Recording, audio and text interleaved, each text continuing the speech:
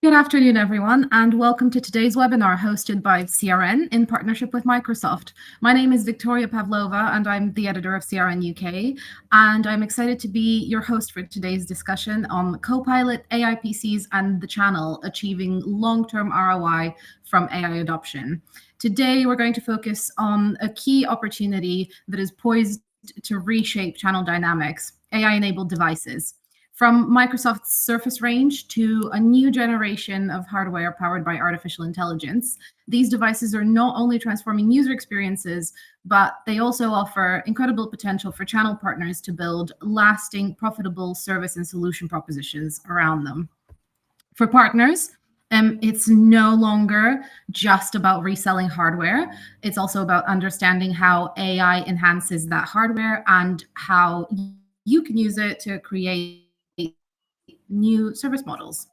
AI PCs with built-in capabilities like Copilot, NPUs, chip-to-cloud security represent a gateway to a broader and quickly evolving ecosystem.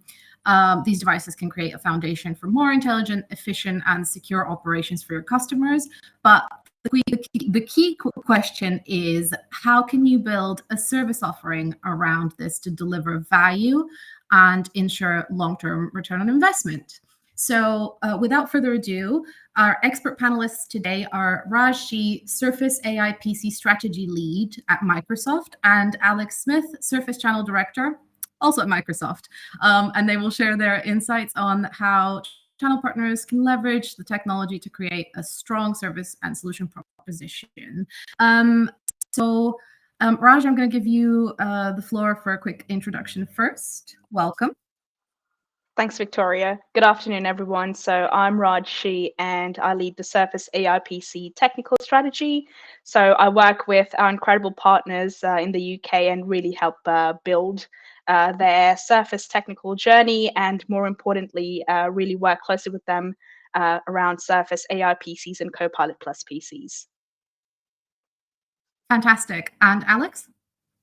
Good afternoon, everybody. My name is Alex Smith. I'm the director of the Surface Partner Channel for Microsoft in the UK. So me and my team have responsibility for all the Surface and commercial hardware sales for Microsoft, and I'm proud to have Raj as part of my team. Amazing, thank you. So let's start from a bit of a bird's eye view. What do you see as the most exciting use cases of AI in terms of hardware, and how can AI-enabled Surface devices serve as a way to exploring these? Raj, maybe you'd like to start? Yeah, sure. So, the way we sort of see this, as we sort of continue to explore more use cases and really understand the value of like AI-enabled hardware, it's important to understand why we're taking that whole, systems to silicon approach, why we're bringing cloud-delivered AI right down to the client. And it really comes back to, understanding, the importance of like, having edge AI computing. So essentially, you have devices that can process data locally. You're reducing latency, and that essentially improves performance over time because you're running a lot of these experiences, applications, workflows natively on the device. And that, again, that reduces overhead, reduces the dependence on, sort of relaying data back and forth to the cloud. And, a lot of those applications are very much prominent in like, say, industrial automation. We also look at things like neuromorphic computing, having chipsets or firmware which is designed for highly efficient AI processing. So again, coming back to what we call neural processing units, or NPUs, which are ideal for complex tasks. So, that's taking AI, audio and image and video processing, and then, having things like, mechanisms built into the firmware where we call it, system on a chip, essentially. And that's to drive the performance, the security, all these sort of AI enhanced capabilities and functionalities within the devices. So that really brings, to life what we call an AI powered device, or an AI capable device. And, ways we're really exploring these use cases today, it comes down to things like, background blurring, for example, or having sort of automatic framing or object detection, voice activation, on-device security, things like using, biometrics or fingerprints, getting the camera to sort of understand contextual awareness because these cameras are, AI smart, using sort of eye-gazing technology, just to name a few. But then it really comes down to how partners, for example, can leverage these AI devices. So biggest one being to develop custom AI solutions. So, being able to sort of leverage Windows runtime native experiences that you can run locally on your devices, having your data sort of secured, processed, and sort of monitored within your device, giving sort of like the end user that flexibility and power. Then, coming back to sort of really utilizing this advanced hardware to now then create tailored AI sort of applications, which is again, verticalized and suitable for your own customers. And things like, having the best sort of experience, end-to-end seamless experience on a device. We talk about, Copilot, for example, which is, a great sort of AI companion by Microsoft. And the way we go about having these devices is you can even start building custom copilots. A few days ago, we launched great functionalities and features, which are soon going to be sort of available, going forward, where we got really great use cases around, sales, finance, accounting, HR, management, and really helping you sort of customize your AI and Copilot experience. And overall, what that does is that, it enhances the productivity, gives you these AI-driven tools. And biggest one is, all about employee efficiency and productivity and the whole user experience. So, comes back to really understanding, it's all hardware led, and it starts with, fantastic AI enabled devices. Amazing. Those are some really exciting use cases there. Personally, I'm really excited for the day when AI can just edit out my sneezes in real time. Alex, perhaps you can talk a little bit more about the channel potential of AI-enabled devices. Yeah, so I think there's a huge opportunity for channel partners, AI-enabled devices. This starts off with the fact that not many users out there have an AI-enabled device as it stands from a PC perspective. And there's an expectation from various analysts that AI devices will be more than half of the devices that are sold by the end of 2025. From a Microsoft Surface standpoint, we're seeing that actually accelerating even faster than that. Almost all of the devices that we are sending out now being AI enabled. So what this brings in is an opportunity for partners to be working with their customers to understand exactly what are the types of device that they need, what are the AI features and capability that they should be planning for into the future, and providing that consultancy as well as obviously the physical hardware sales of those devices.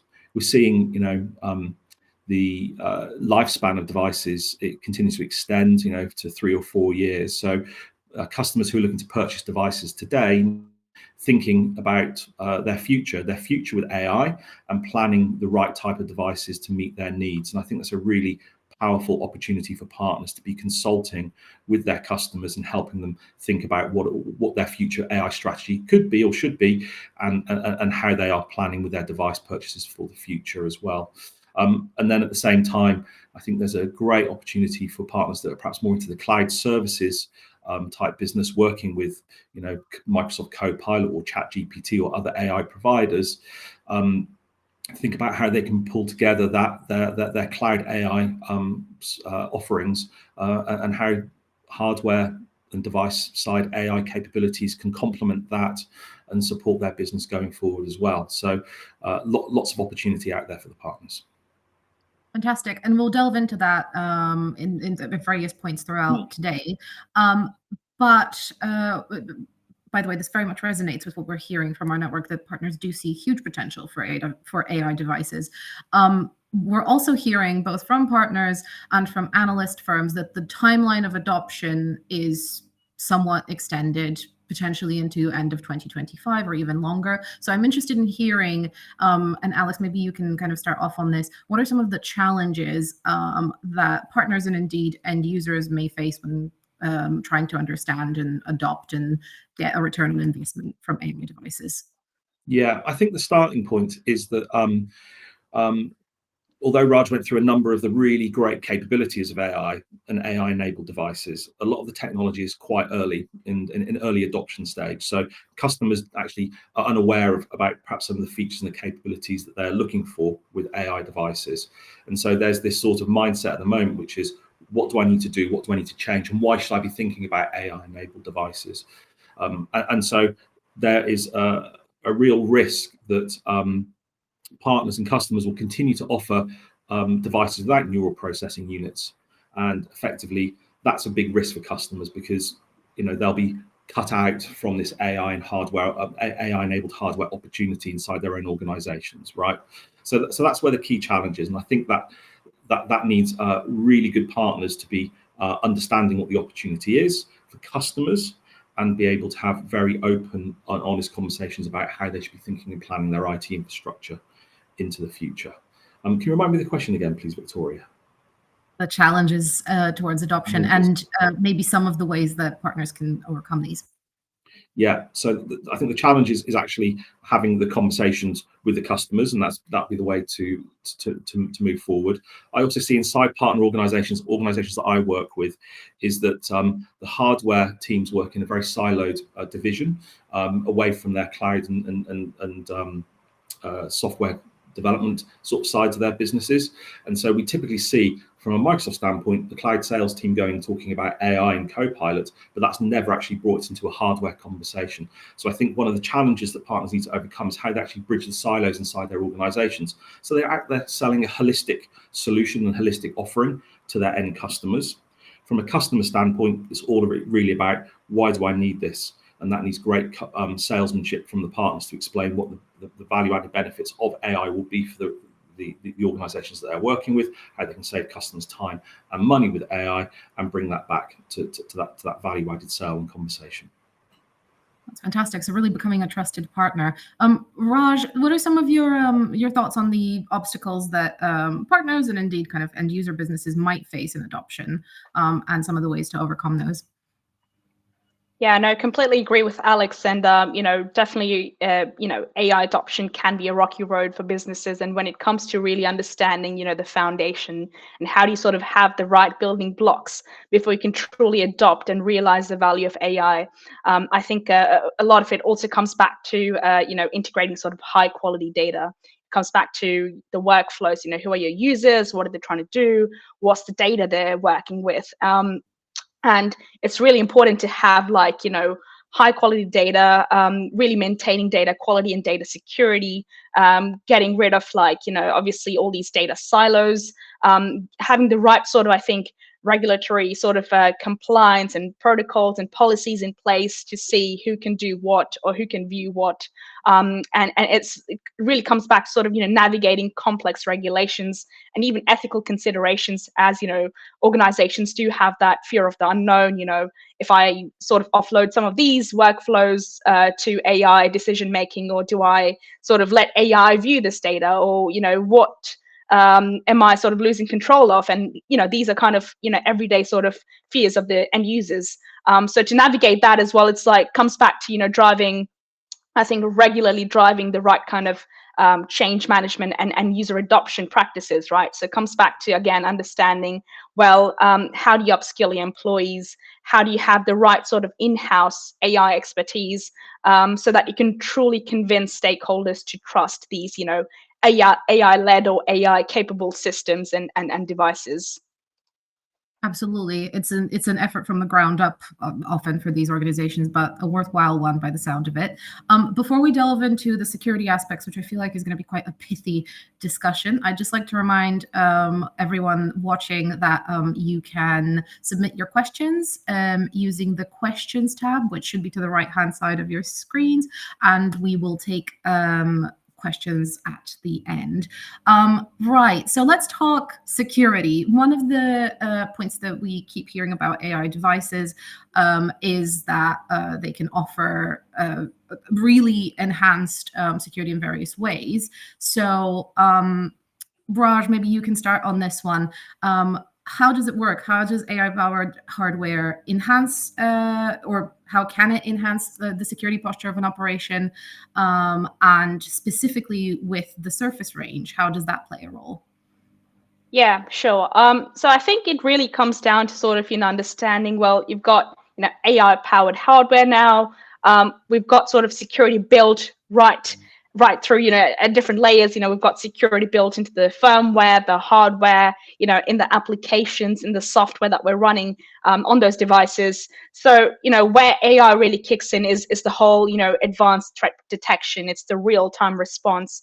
It's sort of, that proactive defense mechanism almost, where you are running all these AI algorithms to analyze, vast amounts of data and to sort of identify patterns and anomalies and then make the right decisions and then sort of also pick up those potential threats throughout, right? So, the way Surface really plays into this is, Surface devices are built with security, in mind. We have an incredible chip-to-cloud security messaging, but that really comes down to understanding, well, it's got zero trust principles because Microsoft runs on trust, but it's essentially understanding, well, how are these devices built and what's the kind of processing power, what's the architecture. But that's sort of core to our efforts to really understand that, to provide hardware level security out of the box. We partnered with our silicon vendors. We've got a fantastic operating system, Windows, a really powerful one to really build what we call the Microsoft Pluton, or a security processor. And that's directly integrated into, these devices. So that gives you that, built-in next generation security.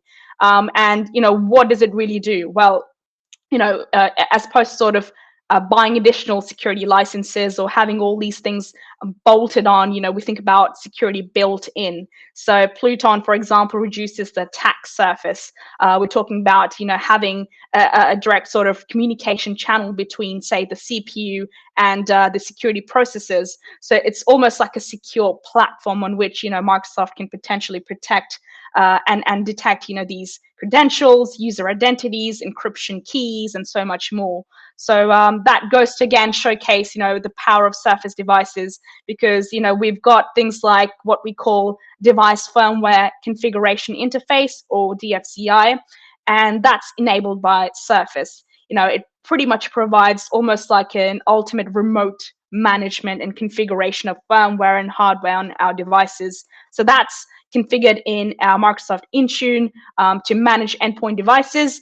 And then that's, again, deployed using what we call the secure Windows autopilot channel. So that removes the need for, say, passwords and configuration. It makes the whole security and management story seamless and pretty, secure by design, just because how we built them. But then if we think about other things like Microsoft Defender, for example, it's built-in antivirus protection in our devices, so that gives you that, real-time malware detection and prevention. Then we have the secured core PCs, so again, ensuring that your device boots using the right sort of trusted software. So that, again, prevents, unauthorized code and unauthorized users from accessing and running them on the devices.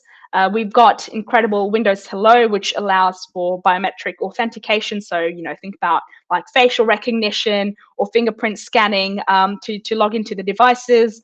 BitLocker encryption to sort of really encrypt the entire drive to protect data from unauthorized access. And then, of course, our rigorous process of pushing those automatic updates. So, that's keeping security measures up to date and giving our devices the best of everything possible.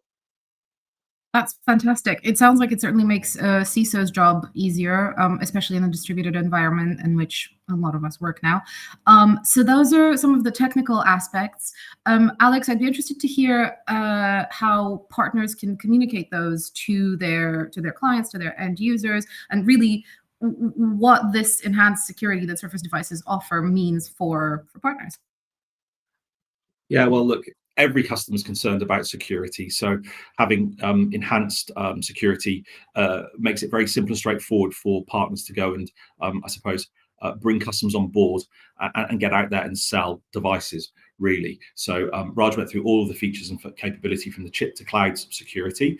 We're also expecting some of our third-party security providers, partners like Darktrace, who have incredible AI capability in the cloud, to start thinking about how they'd use AI capability on the hardware to run more local agents and have some of that AI compute for security happening on the endpoint device. So as we see some of this this type of advancements being made, it's going to support customers' existing investments in their infrastructure. It's going to support partners who are perhaps selling other security vendors, and that'll all be enhanced by the hardware and the devices that they've got. So I think it makes a very nice rounded proposition for partners to be talking about with their end customers, and again, securing our customers, which is what everybody cares about.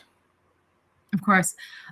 So at the top, we kind of alluded to the skills base that needs to be developed and the fact that adopting AI, including across the hardware stack, is going to be a long-term effort. And I really want to delve into that skills piece now. What are some of the most critical skills and expertise that partners need to develop specifically to integrate AI solutions into their customers' hardware ecosystems, in your opinion? Maybe Alex, you'd like to start on this one? Yeah, sure, absolutely. So I think partners have to really deeply invest in the training and enablement that they need around AI. So attending a webinar like today is a good start, but I would really advise partners to go and understand the AI offerings from partners like Microsoft on Microsoft AI, Azure AI, understand ChatGPT, other vendors and other providers that are out there, as well as go and get a deep understanding of things like Microsoft Copilot, because Microsoft Copilot is the leading edge from a Microsoft standpoint, and that's where a lot of customers are going immediately for the AI capabilities. Once they have a good understanding around what's available out there, I then think moving into some more of the complex areas with things like Copilot Studio and working out how partners can create small language models and their own AI type solutions for end customers. So Copilot Studio is available for all Copilot users, and that allows the modification and creation of people's own Copilot, which is relatively straightforward. I kind of see this moving into sort of like then onto development of hardware and widgets that would be AI enabled. My background, Blur, as we've already mentioned, is from Windows Studio. That's a very simple AI widget that's running on my device, and there've got to be hundreds of applications out there that customers can use to use their own data. To leverage their own data and their own insights around artificial intelligence and in particular generative AI. So that could be something like a small language model, perhaps taking a database of knowledge or information and enabling perhaps a call center or somebody like that to be looking at typing in questions into in a natural language that will quickly report back to save perhaps time on a call with a customer, or even more complex, having AI listening to calls as they come in. So it could be serving up the types of answers in a call center environment that the customer's kind of looking for, because it's actually answering questions on the fly while that agent or operative's on the phone. So those sort of scenarios that we can that exist today, and those are actually relatively straightforward, so long as the partner has gone in and got the correct data skills to go and get the data in the right place for then AI to be working with it through something like a Copilot Studio.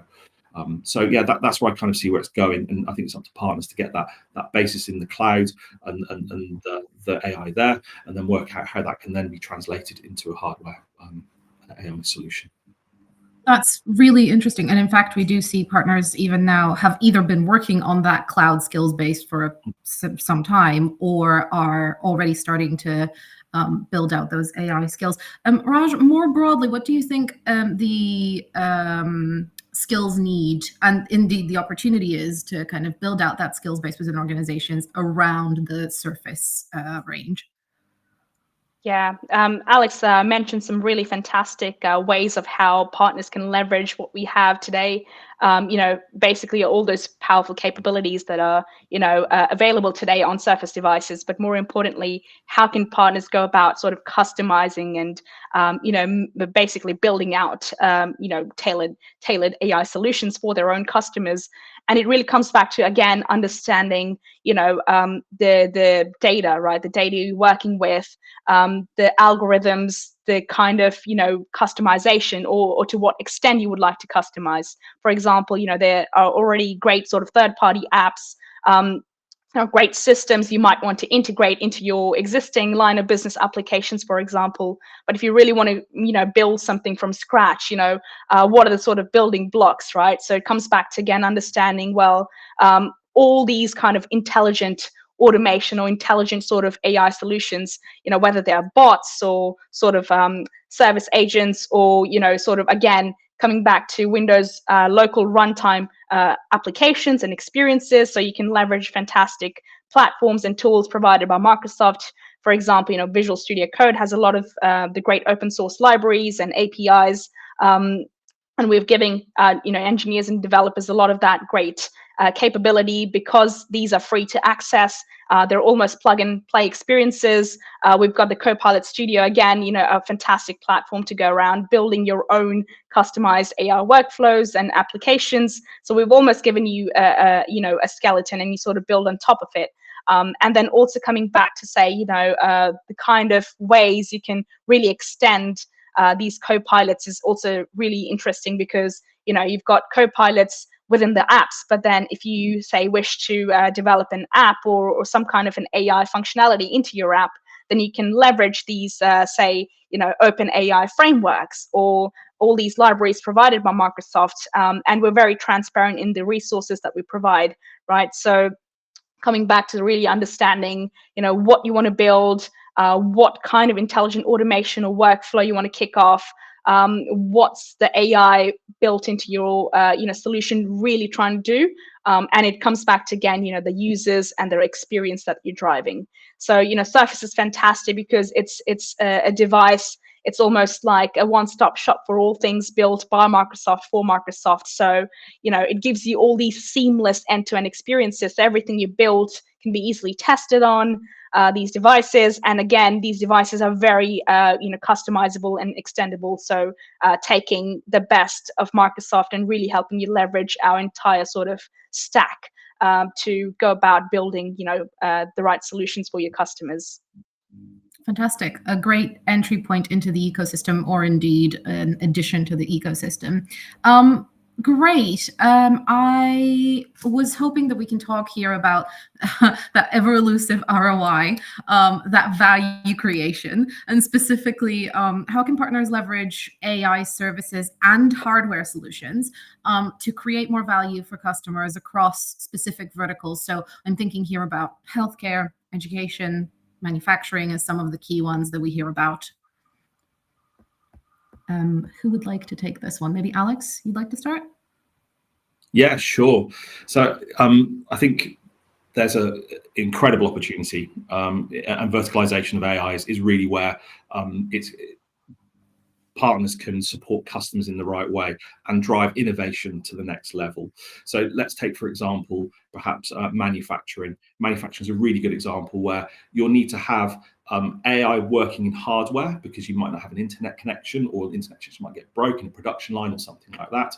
And it's perhaps doing something very simple and straightforward. Maybe it's a camera that's watching something that's happening. I don't know. I've seen some great applications out there that do in warehousing, let's say, that looks at box sizes and quickly calculates which boxes go where on a pallet for shipping. So it's the most efficient way of getting a product on a pallet that will go out to reduce a carbon footprint.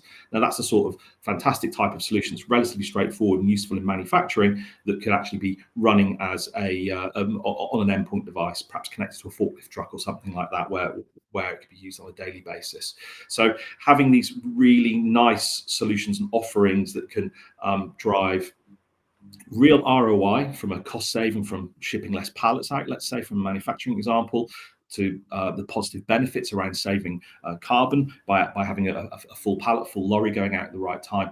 It's down to the partner really to think about where that innovation can lie, and leverage both cloud and hardware-based AI. From healthcare, you mentioned healthcare as another example. I mean, healthcare, we've got incredible Azure AI case studies around how cancer monitoring and looking at cancer biopsies and things like that are all done via AI. They are enabling quicker and more effective spotting of cancer, as resulting in quicker treatment, and also putting clinical practitioners not looking at charts and diagrams, but actually reviewing the red flagged biopsies that they're getting, enabling a much more efficiency in healthcare.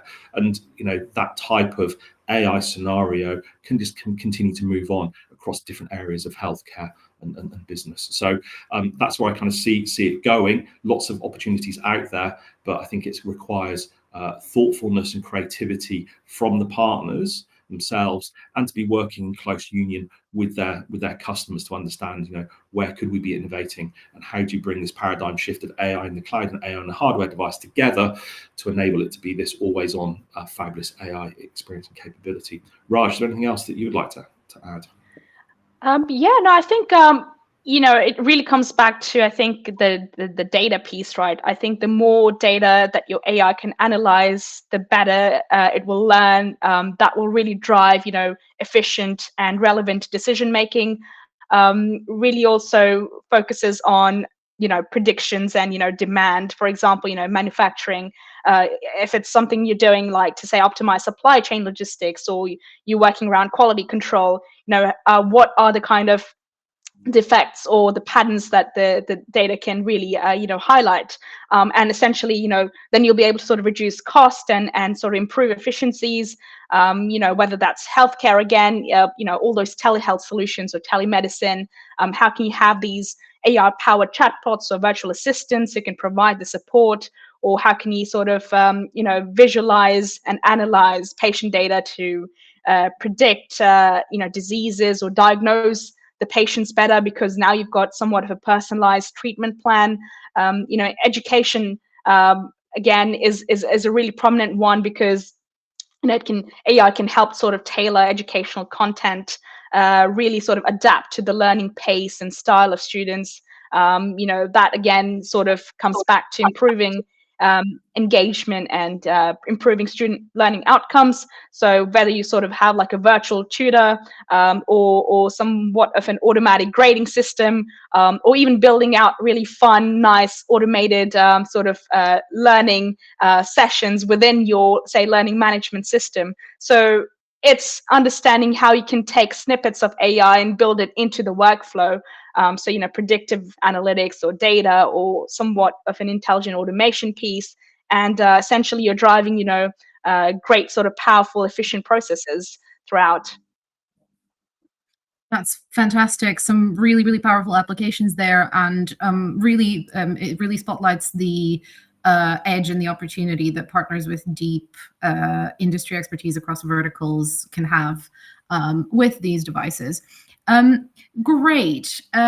So let's talk about hardware more broadly. Obviously, our focus here is Surface, but how do you see AI transforming traditional hardware channels? And what opportunities should partners be prepared to capitalize on across the hardware stack? Raj?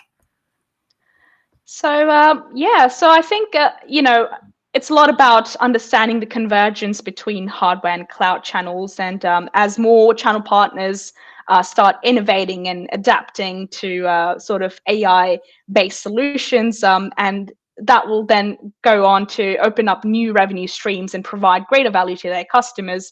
So understanding, what are the kind of solutions they can build on the edge, by having the right device, a device that is AI ready, and provides you the capabilities, whether you need it now or not, is not the question. It's more about understanding, well, how do you future-proof your device estate? How do you, have these efficient devices that will last you longer? They will give you the powerful capabilities, but more importantly, they are smarter. These hardware devices are now smarter, so devices that can almost learn and help you in your workflows. They've got, obviously, again, dedicated, customized AI chipsets, the neural processing unit, so that gives you, say, extended battery life, really, power efficiency, the reduced latency piece, but also devices that can sort of pick up, AI workloads and run those high bandwidth AI workloads on the edge. right? So you do not have to go about investing in additional licenses, whether you have like an on-prem or hybrid or cloud infrastructure. This is going to give you an opportunity to sort of really build and develop and innovate on the edge. So that's really bringing the software and hardware closer than ever. And that's something partners can really leverage, right? To understand, well, how can they drive more of these automated solutions? How can they really serve their customers better? It's fantastic. Thank you. Alex, what are your thoughts? How is AI going to revolutionize traditional hardware channels? Yeah, well, I think I mentioned it earlier, and I think this is the moment where hardware-only partners will need to start thinking about what they can offer from a software and a cloud standpoint. And actually, the other way around, in Microsoft, we've got a lot of cloud-only partners. They need to think about how they can offer the right hardware solutions for their customers. So I think it's a real convergence. And even when I work with large partners, I'm typically working in silos inside their organization. So my kind of view is how can those organizations transform internally to bridge the hardware sales and the software and cloud sales with customers to offer them that holistic solution offering. I think that's really challenging, and will take quite a different type of salesperson and mindset. I believe there's a sort of view which is every 3 years the hardware's refresh, and in the intervening years it's all about selling custom software. That's me being a bit facetious and cheeky there, but it needs to be this sort of clear hardware and AI software sales direction, and that needs to be in conjunction with understanding the customer's needs and building out a true solution offering for that customer. And so I believe partners will have to think differently. They'll have to build out more AI adoption and AI advisory services to help customers have the ROI on the investment that they've got. I think user adoption is absolutely critical. What we see with Copilot is it takes a while for customers to really understand and get the value out of it. And to drive that ROI with customers, partners need to be responsible for ensuring that what they've sold them is correctly adopted in the right way. There's a challenge that's a huge opportunity for partners as well. We've got Windows End support happening in October 2025. There are millions of businesses out there today that have got devices that will be no longer supported by Microsoft. So they'll have to move up to Windows 11. And as part of that, that gives customers a really good opportunity to think about what they could be doing with their AI strategy. And that's a great opportunity for partners. So Raj mentioned it as well. Device refresh cycles are going taking longer. Customers are investing and sweating their assets 4 to 5 years for the devices. Some of the latest analyst research. Well, a 5-year-old device will probably not be able to meet the AI objectives for customers. So you have to be thinking very carefully about that with that Windows End support piece. So really break those silos in your organization, partners out there, get your hardware teams and your software teams working together to think about what's that right end-to-end solution for your customers. That's really, really interesting. And I think you both did a great job of highlighting the opportunity that AI presents in sort of breaking out of that little bit of pain that we've seen arguably in the hardware market following kind of the pandemic boom. So thank you for that. Really, really interesting stuff. So what should channel partners consider when selecting AI solutions to ensure they meet both current and future business needs, since we're talking about those longer refresh cycles? Raj, maybe you'd like to start on this one? So, from a surface standpoint, like Alex mentioned, it's critical that, partners start understanding the value of devices and why investing in the right devices is crucial, because you want to sort of future-proof your device estate to actually enhance and allow for the development of these AI and software-based solutions. So it's almost like, you've got to have the right engine to really power through, your AI innovation.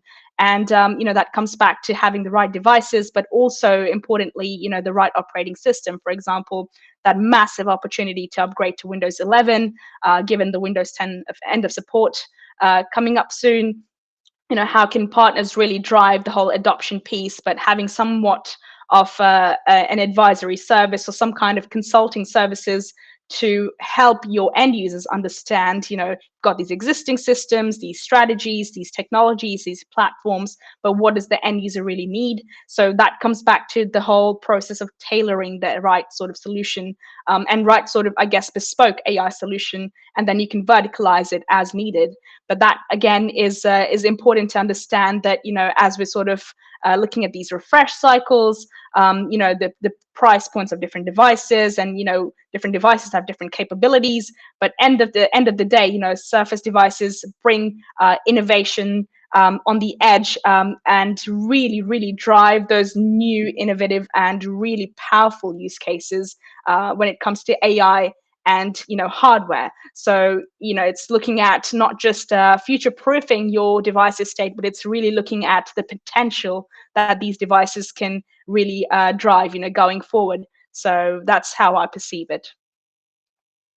I love that. Alex, what do you think? What should businesses be considering when thinking about current needs in terms of AI adoption, but also being as future focused as possible? Yeah, I agree with everything that Raj has said. What I'll add to that is I think there's going to be a level of inertia from customers, uncertain about what they need to do, and to where to take their first step with AI net solutions and AI enabled devices. I think partners can offer something which is really powerful and unique, and that's work with customers to understand exactly what they want, number one, but number two, apply some flexibility into their device estates. And that could perhaps be doing something like leasing or something similar, where if actually a proportion of their estate isn't fit for purpose in 18 months, 2 years down the line, because they need more AI capability, they've got the ability to return that and adjust and refine their portfolio. We work with finance partners in Microsoft, and a lot of them are now offering this type of flexibility to support the challenging decisions customers have to make. I think we're in a very unique situation. We've got this Windows 10 end of support. You mentioned, Victoria, about the legacy devices, but post pandemic, and then we've got this AI shift as well. So actually, three things are happening where customers are probably going to have to spend a lot of money in the next period of time, and we're trying to say to them, hey, buy once for 4 years out. But actually, AI is moving so fast today, and it's such a changing landscape that all the predictions in the world, we might not get it right. So inoculating customers from future risk, things like smart finance agreements, things like that, could also help with that type of AI adoption and movement. Certainly, and it's I'm sure really reassuring for everyone listening to know that there is that tailored support at Microsoft. Right. So we've talked about future proofing. Let's focus on collaboration for a bit. I mean, arguably, this whole webinar has been about the collaboration between Microsoft and channel partners. But can we delve a little bit deeper into that? What are some of the best practices when it comes to working with your vendor as a channel partner, working with your channel partners, to ensure that relationship is seamless, and to ensure that, especially as things keep changing on the AI horizon, everyone is best positioned to serve customers? Alex, I feel like this question will be right up your street, so go for it. Yeah, look, collaboration with partners is absolutely how we live and breathe, particularly inside of Microsoft, right? We've got a channel-led business, and 96% of our revenues go through the partner channel. And so to drive AI adoption, we actually need our partners to just go out there and lead the way. And to do this from a Microsoft Surface standpoint in particular, back in January, we opened up the Surface channel. So there's no barriers for entry for anybody to get out there and start selling Microsoft Surface devices. So just work with one of the authorized distributors, and you can be selling devices tomorrow. What we've also done in Microsoft is, because we know that this reskilling and retraining to be an AI-enabled partner is going to take some investment, we increased our incentives to support our partners. So you can invest in your business knowing that you'll get the return on investment from the fact that our incentives are pushing towards driving, supporting partners with AI. We're seeing the most successful partners out there working in collaboration with Microsoft and some of perhaps the other partners that we work with. We have circular economy partners that help with device buyback. I've already mentioned finance partners for finance flexibility to help unlock deeper opportunity and support customers in the right way when they have perhaps a challenging devices estate or environment. So we do lots of things to help. The biggest thing I think a channel partner needs to do when it particularly comes around to AI adoption is get out there and use the free training and enablement that we offer. Microsoft offer loads of this because our channel partners are our extended sales force. We invest tens of millions into it every single year. And when you've got a new breakthrough type of technology like AI, just go consume as much of that as you can. That not only builds your internal knowledge, also when you're talking to customers, you've got the credibility of taking all the designations and the trainings from Microsoft to be able to put that into your tender documents and your pitches. So I think there's a ton of different things you can go and do out there. Working closely with distribution is something else I would highly recommend. The distributors are the conduit into Microsoft for challenges, issues that partners may have selling Surface devices or our cloud offerings. So foster strong relationships with your distributors. If you become a silver partner or above for Surface, we actually align resource to your business as well. So there's a pathway to get direct engagement with Microsoft, in particular, if you're out there selling Surface devices. So I'll stop there. And Raj, is there anything I've missed that you'd like to add to that?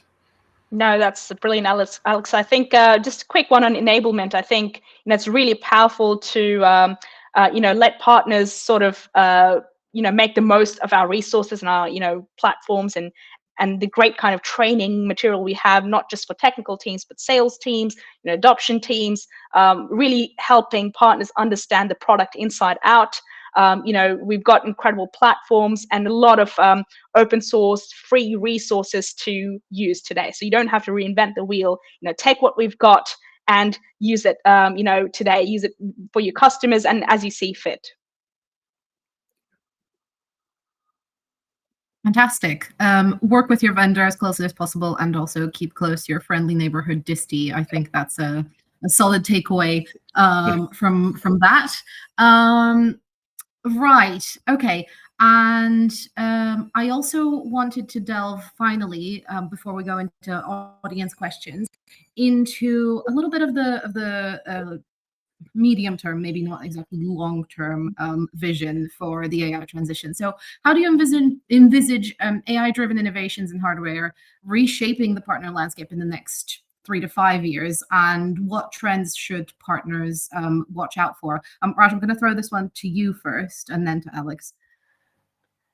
So yeah, as we see, this sort of new way of working, we've got more sort of data than ever, more devices, more applications, and a growing sort of need for more innovation. I think it's sort of high time we sort of take the most of what's out there and really understand what are the trends. Well, in terms of trends, I think biggest one probably will be the whole hybrid or cloud adoption piece, because reality is a lot of organizations out there who still haven't really modernized. So it's the modernization piece. It's understanding, well, what does digital transformation mean to you? Because that's the first step, is to really understand how you're going to combine on-prem hardware with cloud AI services, and really bring out hybrid solutions. Again, understanding the whole AI driven automation piece. So as partners go out there to build solutions for the different industries, how are they opening up new services, and I guess consulting services, professional services, delivery, pre-sales, engineering support services. There's a lot that goes around there. And again, I think AI and security are going to sort of go hand in hand. There is that growing need for AI-powered security solutions, but then partners also need to understand how they're going to sort of develop, these advanced defense mechanisms. There is so many threat vectors out there, so that means more data, more users, more people now doing more things more than ever now. So how do you sort of put those guardrails in place and govern those sort of experiences and workflows and data and users. So I think biggest one definitely for me, is the whole cloud piece, adoption piece, and then how do you really help your customers with those enhanced experiences. So using AI to sort of personalize and really sort of give you that enhanced, I guess, end user experience. And that end of the day, that's all to sort of drive productivity and creativity and efficiencies. So yeah, that's how I see it. Amazing. That was actually very succinct for a question that I feel like could take up its own webinar. Thank you. Alex, what do you think? How do you envisage the kind of landscape evolving over the next 3 to 5 years? Yeah, well, I think it's going well. Look, AI is here and it's here to stay. And I've been at Microsoft for a long time, and I remember launching cloud, and I thought cloud adoption was insanely fast. AI adoption is probably going 10 times faster than that. So I think 3 to 5 years is actually a very long time in this very fast moving market and situation. But at the moment, when I think about what's going on, it's all about generative AI. Really, that's where a lot of effort's being put.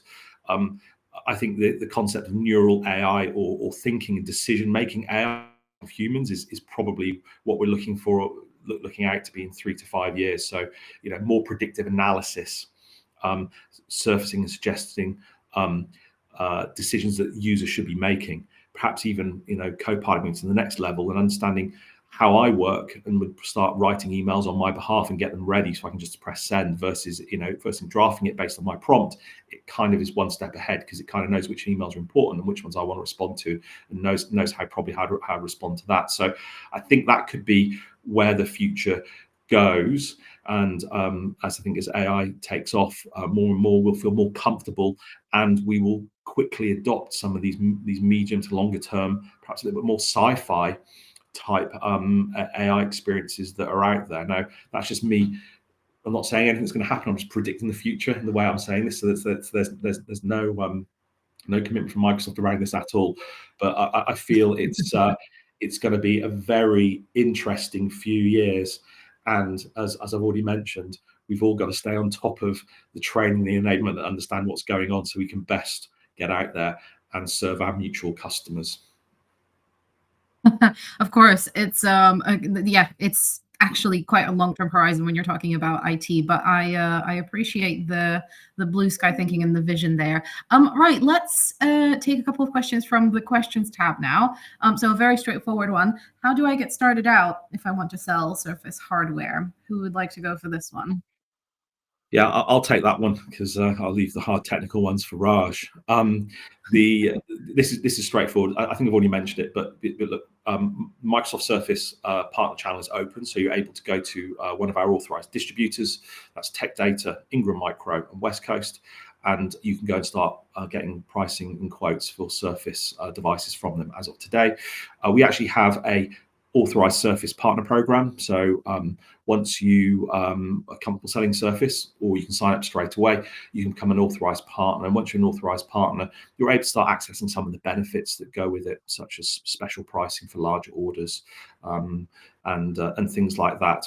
We've got a number of different levels to our program. So, a classic bronze, silver, gold methodology, and the more you sell, the further you move up the stack, and the incentives and support increase. As I said, from silver onwards, you've got a named contact or a partner development manager from gold onwards to help support your business and have a daily contact and interface with Microsoft to help build out your Surface hardware business. So yeah, straightforward channel program, I think, would be the succinct answer.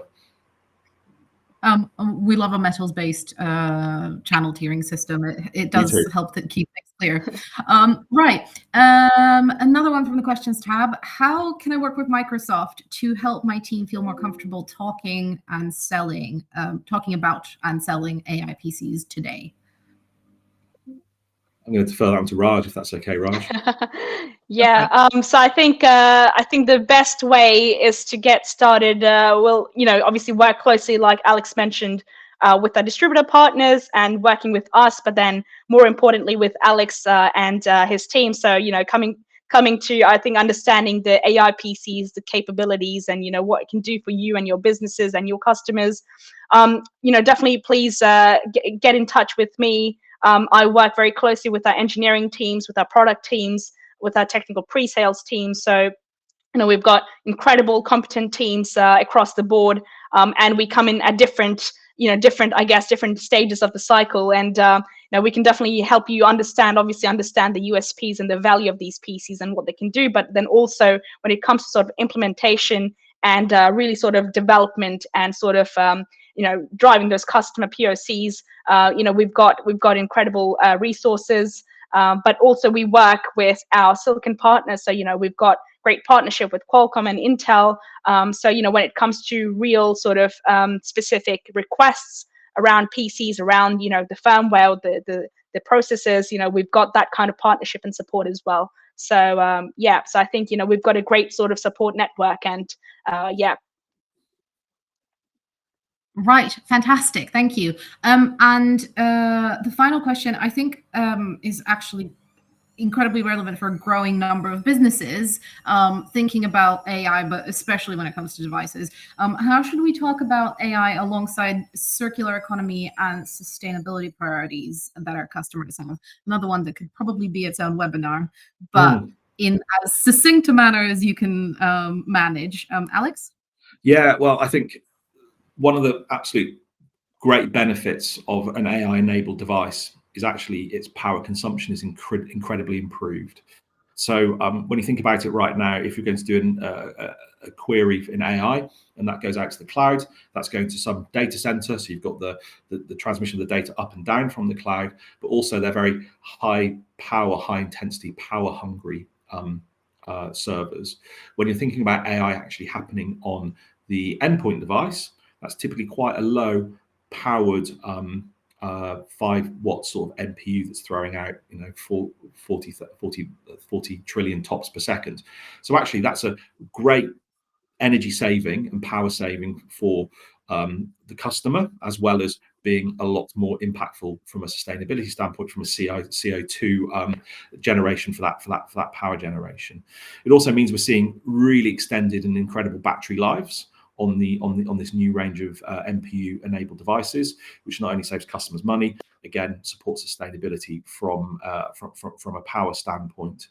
There's also going to be a lot of the widgets and bits and bobs that actually help improve the sustainability of the device, such as smart power management. We've already got things like smart updates to Windows, so that comes over the cloud at the right time. We know the device is not being used, when we know the networks have got lower latency, and that saves CO2 as well. And there'll be more features and capabilities like that around the device, perhaps powering down your processor a little bit, because you're just on a Teams call and it doesn't need all that processor power. It's also taking the MPUs, taking a lot of that processing away from the GPU, the graphics processing unit, and the GPUs are typically very power hungry. So again, taking AI off the GPU and onto the MPU will for complex tasks will save electricity and power as well. So that's how I think, from a sustainability standpoint, why AI enabled devices are really good. Circular economy, that's mega important, as we all know. Look, I'm very proud that a lot of our Surface devices are fully repairable, and they can be repaired by a partner or an end user without any training. Just go look at the YouTube video.